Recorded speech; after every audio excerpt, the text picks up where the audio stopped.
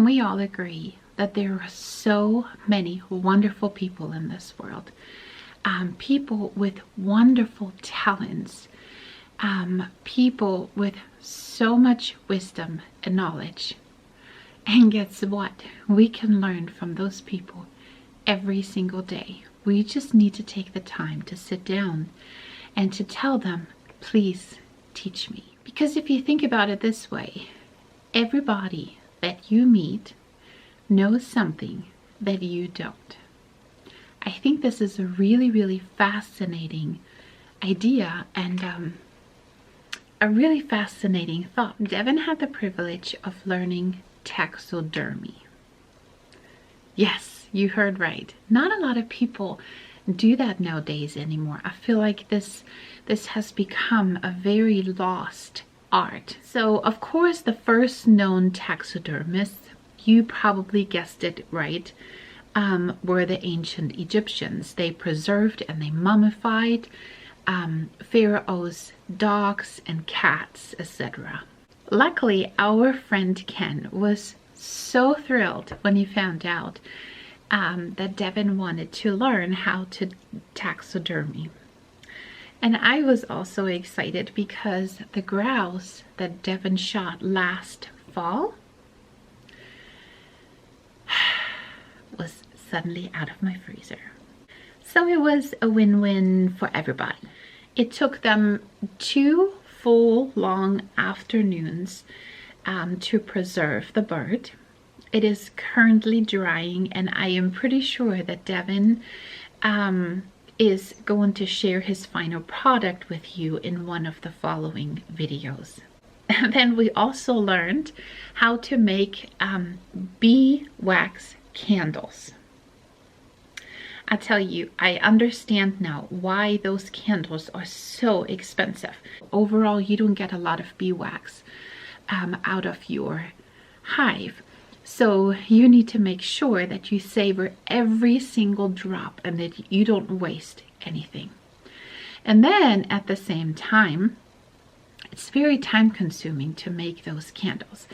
So let me show you the final product.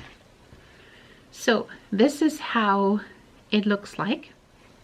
So you take the wick and you dip it in a hot beeswax. And then you have to hang it, and you have to let the wax dry for 5 minutes before you dip it back in the wax again. So this candle right here was about 25 dips. Beeswax candles also last longer, they burn slower, and they drip less. Yeah, I feel like this year we already have been so busy. I think the best adventure that we had so far this year was our snow machining trip into the White Mountains. And how that one went, I'm gonna show you right now.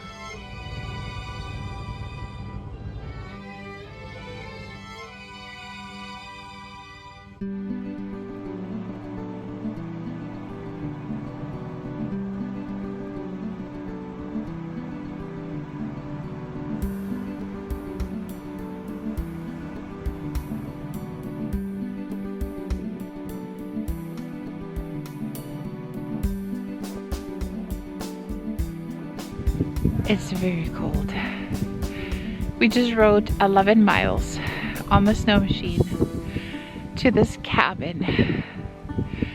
And there's a musher. Let me see if I can film.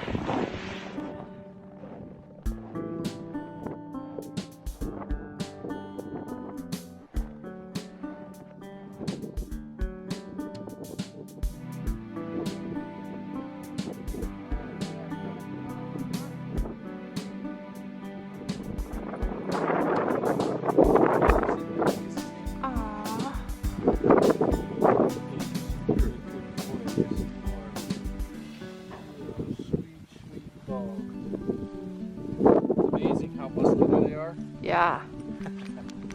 They're got a lot of endurance. Yes. please turn on. It's too cold, my phone is shut down, so I can still. Oh no.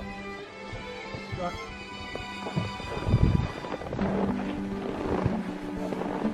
Anderson's my favorite.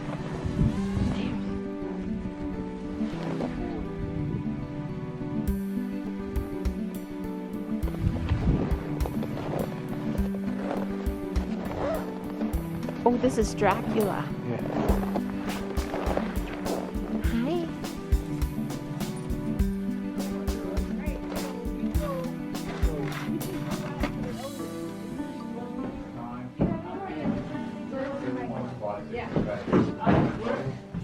And then, because either way, it's going to be treacherous for Emmett and younger Mr. Emmett. 1988. No, 1988, let me see. Let's see, look at my Wow. show you. That's some nice handwriting. You bought these books from where you at? Black Diamond and Superman. See? Here's Burbank's Native Bible Church Youth Group trip. Does somebody need something to put over their gloves? I had a pair of liners and I No, just don't I'm know gonna what wear my color are liners. they. 88. Oh, look, Boy Scout Troop Somebody 3. can use my Nice. other shows. So I'll be fine. Yeah. I figured put some natural light here, help a little bit. Okay.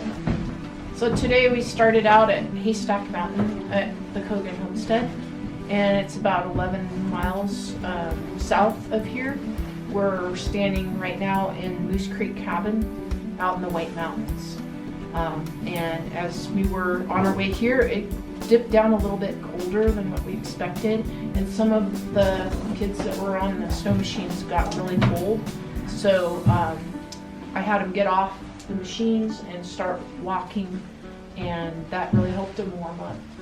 And we switched gear around a little bit too. So, and then when we got here, it was really surprising to see this dog musher who is planning on doing the Iditarod. He's out here with his whole team, and it's such a beautiful sight with the sun setting. And Was he staying the night here? I don't know if they stay in the night. No, he's taking a pause.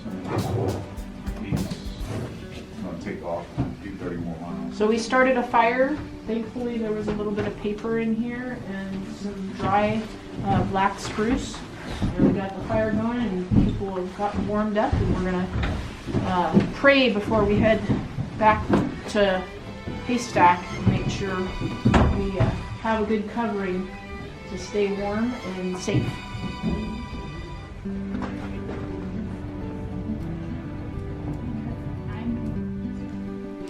I'm actually so happy that I took my camera with me that day. I wasn't planning on filming when we went snow machining, but I still took my camera. It was freezing cold that day. I mean, that's why I couldn't film that much, because as soon as you're outside, after a couple of minutes, the battery of your camera just dies. Your phone dies. And it was negative temperatures that day, so I always had to tuck my camera in, and I'm glad that I didn't film too much of the snow machining and more of the musher.